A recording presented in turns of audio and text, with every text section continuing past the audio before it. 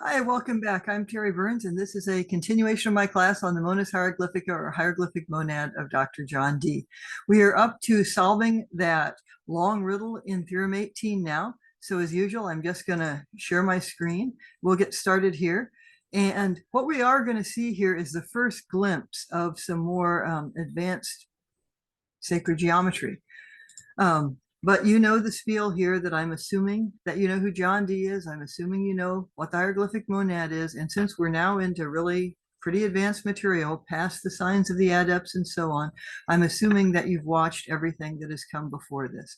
In Theorem 18, we've already seen how he has reprised multiple earlier theorems when he gave you those two riddles. And I gave you the material to solve 18, which I've called the riddle of the spiral. If you haven't watched any of that material before, I've got 5 different playlists below that can help get you up to speed. But for those of you that have been following along with me the whole time, let's get started here. Now you remember these are the graphics that you get in Theorem 18.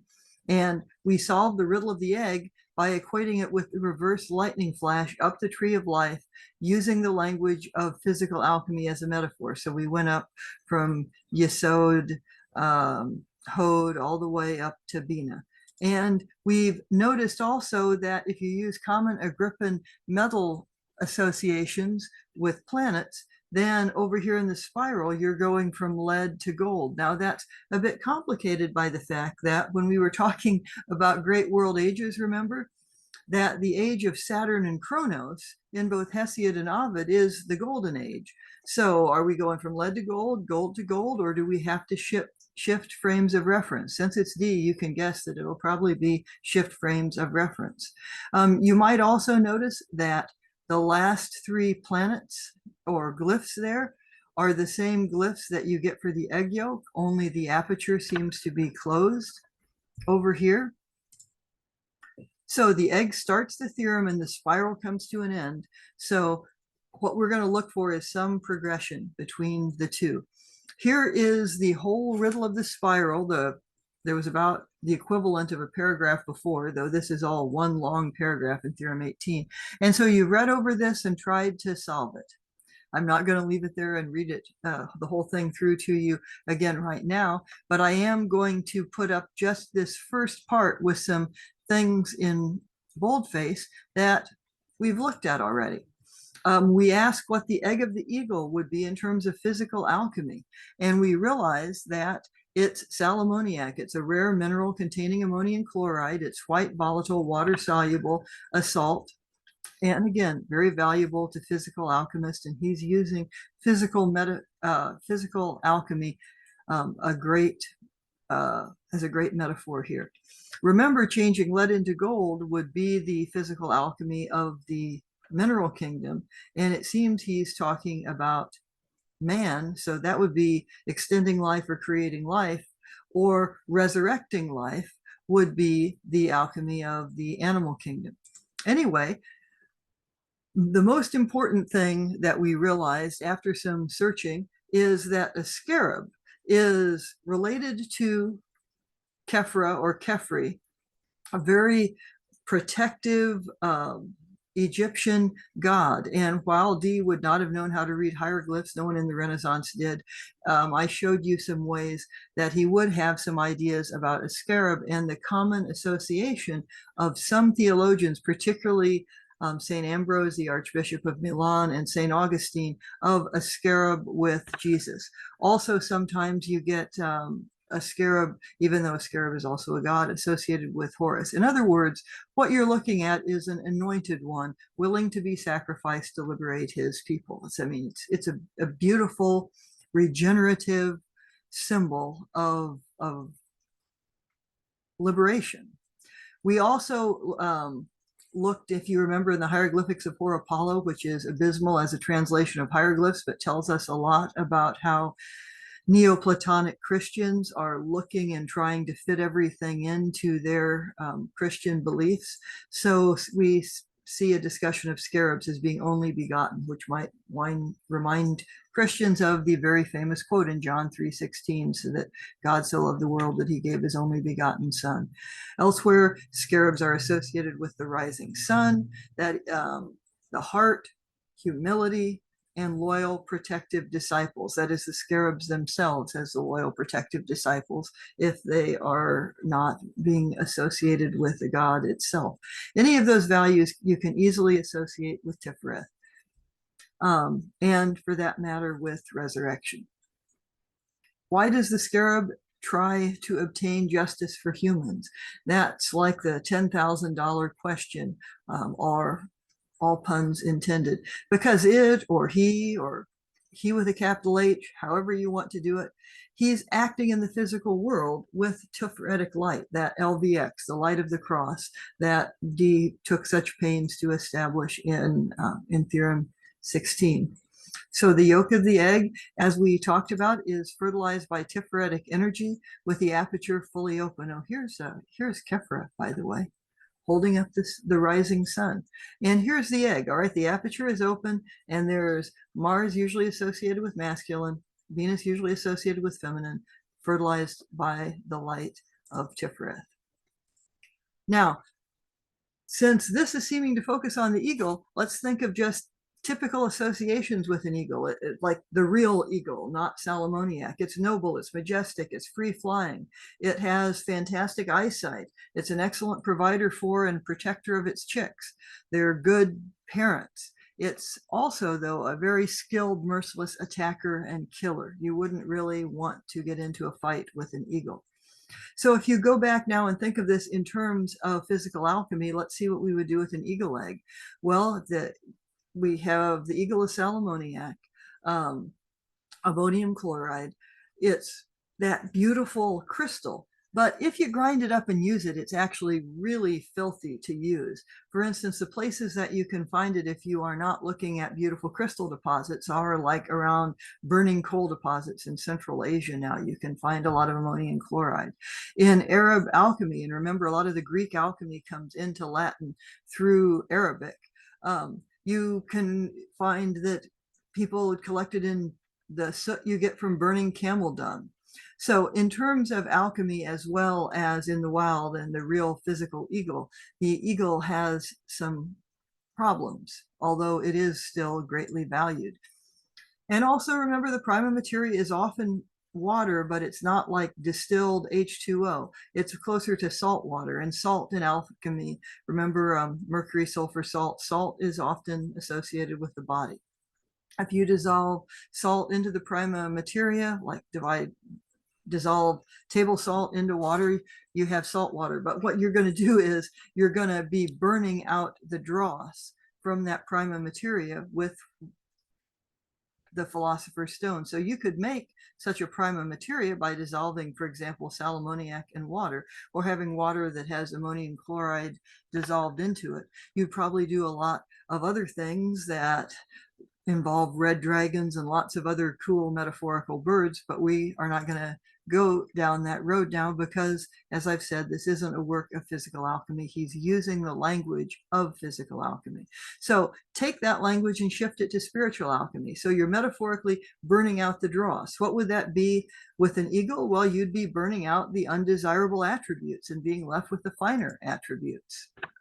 So think of also the false association that was often made between Jupiter and ammonium because of Pliny's comments about the temple of Jupiter Amun, and Amun because ammonia, except there wasn't really any ammonium there probably. But there's this false association between Jupiter. You have Jupiter's lap here. The Greek name of Jupiter is just Zeus. And the overthrow of Saturn or Kronos, that is in both Hesiod and Ovid. That's how you go from the Golden Age to the Silver Age. That you have, in effect, in Dee's universe, that gets equated with the Garden of Eden. So you have the world being created, Eden before the fall. Then you have the fall when Zeus comes along and the tree polarizes. So per the symbolic representation that you're getting in the Monas, you have a choice as Dee has presented it. Lift your Cabalistic eyes upward to the moon, which would be Yesod, or the treasure house of images, and start to have a conception of what those perfect forms were in the world of being or what the Platonic notion of the good is, or what it would mean to be the Garden of Eden before the fall and this perfect world, and receive the light coming down the middle pillar and become anointed, or wait for the end of the world or the apocalypse. Now, I'm saying that's the choice given in the monad. I'm not saying that should be your choice, okay? But I'm explaining this in the terms that Dee has presented them. So Jupiter or Zeus's role in this fable, as in the world ages of Hesiod or Ovid, seems to be to keep the status quo. And, you know, Zeus is a fickle god. Sometimes he's a rapist god. Sometimes he's saving groups of people. Zeus would certainly be a god that you can think of that would need some purification. So, by the way, Zeus keeping everything sort of in order, sometimes ruthlessly and horribly, until the world ends, coincides with the end of what would be Joachim of Fiore's third age. Just Dee doesn't make the mistake Fiore makes and give an end of the world date, because then that date passes and it's like, oops, made a mistake, sorry. All right, let's continue on here. If we read this whole thing again, it seems like the moral it's not to flee into the cave, but to be like the scarab, right? Because if you go into the cave, you're going into the world of shades. Think of Plato's allegory of the cave. That's not what you see are just shadows on the wall, but it's to be like the scarab. You'll have a moral, something like the anointed will inherit the earth. Now, just for people who are really taking this to an advanced level and using words in Hebrew and ancient Greek, which you can do with all of this, but then my class would go on maybe into the third age. I don't, if you did that, you'd have to equate the Greek word for earth in the New Testament with a Hebrew word for earth in the Old Testament, or the Hebrew Bible, basically in the Torah. So the word you'd be using would be eretz, not Edom or Adam. That is, you wouldn't want to equate this with the red earth Adam that we have talked about way back with the letter to Maximillian.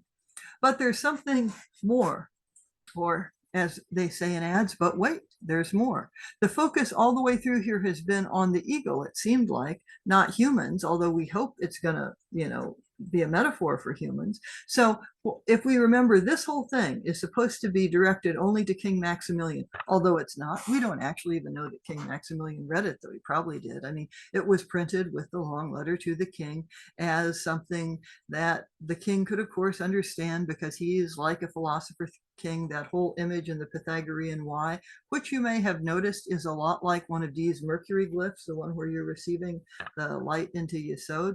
So if we treat it that way, we might remember Maximilian has just become the king of Hungary. He is sure to become the next Holy Roman Emperor, unless he's, I don't know, assassinated the day after he reads this. And in fact, he does. He becomes a Holy Roman Emperor 6 months after Dee writes this. And what is the symbol? This isn't the symbol of the House of Habsburg, which is a lion, or involves lions, but the double eagle is the symbol of the Holy Roman Emperor. So is that suggesting, Maximilian, if you become emperor, be the philosopher king, like I talked to you about that before, and then you equate all those Pythagorean flips to different structures on the tree of life. And since the Timaeus is a Pythagorean cosmogenesis, you're already doing that there. Could be. But what about the scarab? Because it's the scarab here who is the one who is helping the timid and brutish humans, not the eagles. The eagles are just making life kind of miserable. As one can imagine, sometimes Holy Roman emperors did. By the way, King Maximilian's namesake, Holy Roman Emperor Maximilian I, who I've spoken a lot of, he was, yes, a great patron of alchemists and esotericists. He was also an incredibly warlike, brutal conqueror. And so let's continue on. Dee has said, I'm not trying to present myself as Aesop, but Oedipus. Remember, Oedipus is talking about men. Oedipus solves the riddle of the Sphinx with the correct answer, a man. So D, like Oedipus, is talking about humans, but only the most excellent examples. Now, you can decide for yourself if he means Maximillian or readers who understand this, or both. You can read it either way and it won't change the general meaning of this fable. He's going to return to this same theme in Theorem XX, which uses imagery from the apocalypse, because that's the third age and the return of the golden age in the world of Joaquin de Fiore and also D. So let's look at some other words here that hopefully you reviewed while you were solving this fable, hopefully a similar way to how I'm solving it here. He says, nearly, after you go through this great metamorphosis of the egg, probably returning to the golden age, the nearly involuted egg white would presently vanish, just like those many heliacal revolutions. So those revolutions of the first world age, the second, the third, and perhaps the fourth, although as Dee said, you don't need it, but it's not contrary to his proposition. All those revolutions are going to vanish. So while we can look at these as ages, they're going to vanish by the time you get to the top here. Involuted also means curved spirally or curved inward, basically a helix.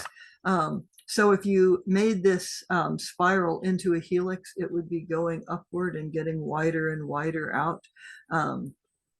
So another thing that would happen with the egg yolk, if it's involuted, is it's going to be mixed up, sort of like you get with scrambled eggs. So it's fertilized, but you're doing this, well, it's not, you're not going to get a chick from that, are you? No, now you're doing this with yourself, or a person is doing it with that person's self. The egg white vanishes and you're left with the yolk, which has been fertilized by the light of Tifereth, because this is all in the physical world, the fallen physical world, where you are becoming aware, or a reader is becoming aware. Dee's theoretic reader is becoming aware of all of these structures that can purify their spirit. That yolk is metamorphosed into, or at least partakes of, the gold or the sun of Tifereth. And so the reader paradoxically becomes like the scarab. So the reader has anointed themselves. The reader is Christed, or an anointed one, or becoming that, or becoming a disciple of that. So what symbolically or mathematically or Cabalistically would that mean if you solve the riddle this way?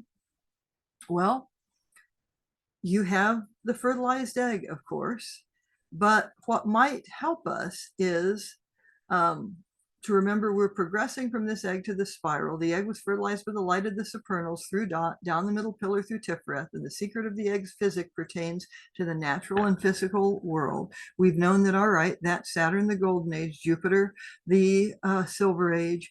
We're now in that fallen age still here in Yesod, the treasure house of images. Maybe as we move up to the next one, we're looking up to receive the light of Tifereth, and you have Tifereth as a fertilized egg. What are we going to do here? Before I talk about that, which will be the very next screen, and we'll wrap it up right after that, those of you that have studied Kabbalah in a more than just passive way may notice that the egg diagram also contains all of the ethical triad and all of the astral triad. Here's a graphic. This is not from Dee's time. This is modified from Dion Fortune's mystical Kabbalah.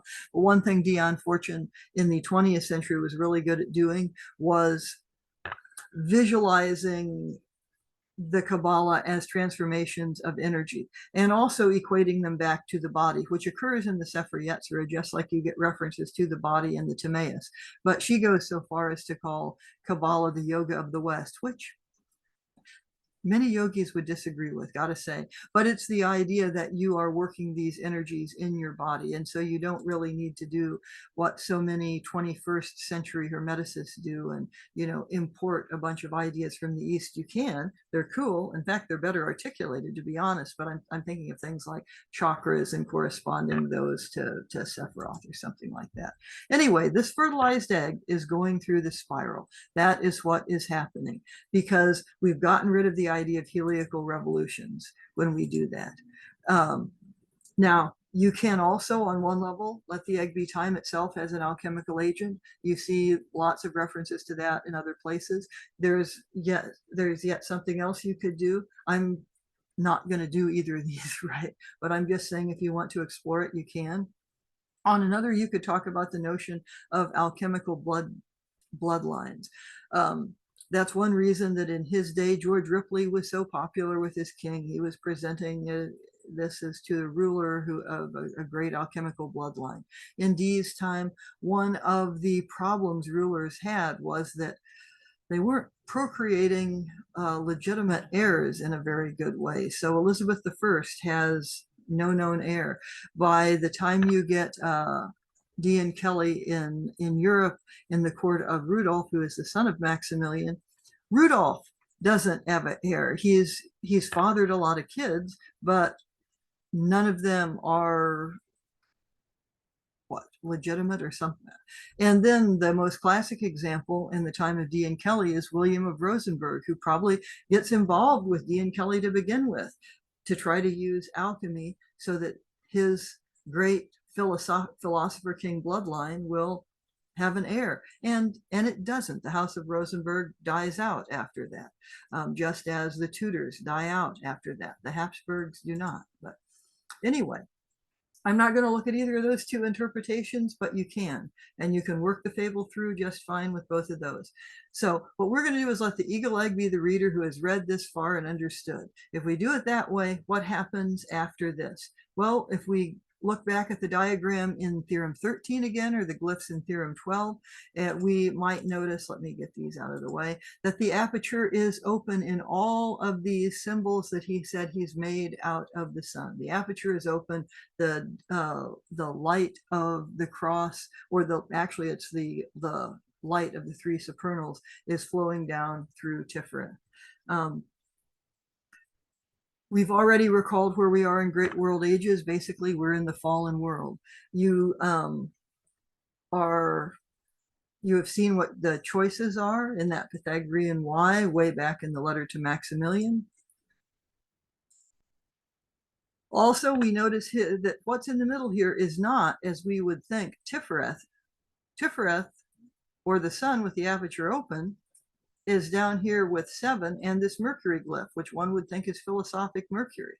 We've also seen how he has made Mercury encompass the whole tree of life with these, the little horns are going through dot right there in the middle and then reaching up to the 3 supernals. And then he's put the Aries fire glyph under, so metaphorically to propel you up the tree. But what you're doing is you're still in Malkuth and you are receiving the light or the spiritual blessings of those Sepher. So philosophic Mercury is often thought of as what you need for the Philosopher's Stone, which he's equated to basically the Sepher Yetzirah, or the 252, the multiplied powers of the Hebrew alphabet. So projecting Mercury onto the tree of life is a combination of the metaphors of using physical alchemy, as a metaphor, and his 252. You can also study this further and see some other reasons for why he's mirrored forms here. So for example, Saturn and his Jupiter glyph are mirrored. They're on the opposite polarized parts of the tree of life, one on the pillar of severity, one on the pillar of mercy. Same with Venus and Mars. So if the reader's choice is the choice of Pythagoras, or more to the point, the choice of being a would-be Christos, or the choice of the Scarab, that reader starts firing themselves up the middle pillar or exposing themselves to that light. So you can start to see the spiral as a helix, describing the perfection of humanity. You can maybe think of that as the slow burn of dung, or of a person who has taken that Tiferetic path. Because we are still in the physical world, whatever Dee understands to be the apocalypse has not happened yet. Now, in the monad, it will happen. In fact, it'll happen in Theorem 20. We're only going to have one more very short theorem in the fallen world here. So if you think of raising your Cabalistic eyes up the tree, as he has talked about doing, you're doing that from Malkuth. The LVX, the light of the cross that pierces in at dot and comes down the middle pillar, is you then start to think of in much writing as this filtering out different. It's filtered out and filtered down in a way that you can comprehend it in Malkuth, which is why from Malkuth, Tifereth or the Tiferetic is the highest that you can understand according to this line of thinking. So if you do that, that makes you the scarab. You've transformed yourself into gold. That's the pattern here from Saturn, lead to gold, or from the golden age through the fall back to a golden age if you want to do it that way, because Saturn is associated, Cronus is associated with the golden age, but in alchemy, Saturn's associated with lead. And by the way, that being one and going back to the other is itself an involuted form. It's like a function that inverts itself. But be careful if you transform yourself into gold. Tifereth is the Sepher of the sacrifice god, be it Horus, Jesus, someone else. So you may be called upon to help timid and brutish humans and in the process sacrifice yourself. Now I say that as something that I think Dee is totally serious about, and you see Dee do it again and again. And the only conclusions I can draw from some of Dee's actions later in his life is that either he really believes this, which I think he does, or he's just nuts and has no sense of self-protection. So for example, when 20 years later, John Dee is in Prague and gets an audience with Maximillian's son, who's the Holy Roman Emperor Rudolph II, what does he do? Well, he gives him the copy of the Monad, says this was to your father, let me explain it to you, which Rudolph doesn't seem terribly interested in. And then he basically tells Rudolph that Rudolph should shape up or he's going to hell. That's not a wise thing to say to a Holy Roman Emperor. It's one of the things that gets Dee kicked out temporarily of the Holy Roman Empire. But if Dee was thinking of himself as a great liberator who must speak the truth even if he's going to sacrifice himself, well, then that kind of makes sense. The involuted egg at the end of this riddle, though, becomes that filtered light rotating through its own center, because that's what the helix does, or it rotates around a center, an axis. You can have a kind of torus that closes in on the center or one that is away. There's multiple kinds of tori, as you probably know. And that center is going to be represented by that dot at the top. Geometrically, you have a torus, and in terms of the body, you're rotating it through the heart in the shape of a torus. Now, why do I say that? Well, these videos are getting long, and this is one you can solve on your own. So your homework, should you choose to accept it, is just look for references to the heart in the Timaeus and the Sepher Yetzirah. Find one of the many online copies. I'll put in 2 links below and word search through them. You'll notice that what's said about the heart in creation, in the Timaeus and the Sepher Yetzirah, isn't compatible at all with modern medicine, but it's not incompatible. In fact, it's very compatible with the monad. It's also compatible with the Eastern practice of circulating energy in the body, heart chakras, and so on, although I am absolutely certain Dee himself knew nothing about heart chakras. But he did have this equation of a torus to something that, because of the Sepher Yetzirah and Timaeus, you would associate with the human heart. You, just for fun, could also take a look at what the Sepher Yetzirah says about the elements. There are elements there, just like in the Timaeus, except you don't get the earth. Why? Because that's what the Sepher Yetzirah is creating, most people assume. And the elements are associated with father letters. The challenge there is the Sepher Yetzirah never tells you what the father letters are, when it does tell you what the mother letters are. If you'd rather explore the geometric side of this, you can, and amazing as it may seem, it will hold up. I tried to do this. Is there an idea of a torus that you can get from Euclid? Yeah, he talks about a torus in elements. The problem modern mathematicians have isn't one that Dee would have. The problems they have is that Euclid's axioms are imprecise enough that you don't know what kind of topology or what kind of space he's talking about, like whether it's infinite or finite, whether it's spherical, elliptical, or cubic, whether it's 2D, 3D, or 4D. Well, you can actually figure out the latter one, but you can't figure out the first two. And sometimes it seems like he's saying some things like a torus are both 2D and 3D, but it's this fuzziness, this kind of margin of error in Euclidean geometry that will allow D to claim that he has squared the circle and doubled the cube in later theorems. Modern mathematicians would say you can't do that because with anything involving a circle, you're using pi, which is an irrational number, which means you can't get a perfect geometric fit. You have to have a fractional equivalent. But that's something you can explore if you're interested. But what modern mathematicians have shown is that Euclid's axioms, the first 4 of them work fine with both finite and infinite spaces. The 5th one doesn't. And all 5 of them work with multiple typologies, misspelled, sorry, including planes, conic sections, cylinders, and tori. So, and this is a torus, right? And a torus rotates through its own center. You can even have fun with colors projected onto a torus. To keep colors from intersecting with each other, the most you get is 7. But this is the solution that I had for the riddle of the spiral. Now, we're going to go on to Theorem 19. Theorem 19 is very short, and after Theorem 19, we're going to no longer be in the fallen world. We're going to be in a world that, that D will resurrect.